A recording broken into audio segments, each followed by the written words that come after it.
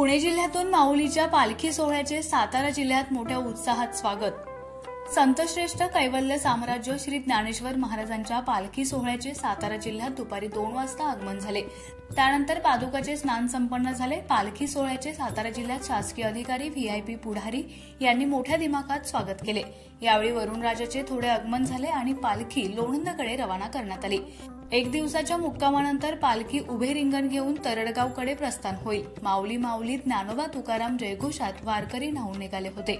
Police अधीक्षक दोशीवळ DySP साहेब यांच्या सूचनेनुसार लोणंद पोलीस स्टेशनचे सहाय्यक पोलीस निरीक्षक सुशील भोसले यांच्या मार्गदर्शनाखाली चोख पोलीस बंदोबस्त ठेवण्यात आला होता। खबर गावाकडची उपसंपादक दिलीप वाघमारे, लोणंद।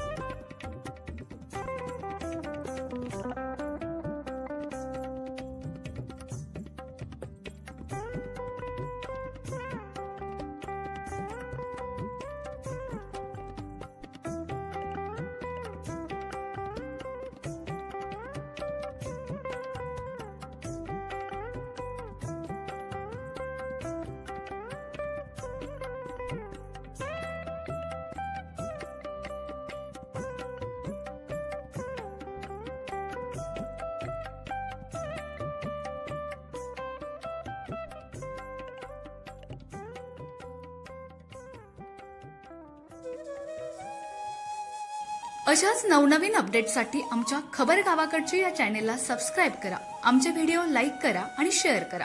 धन्यवाद।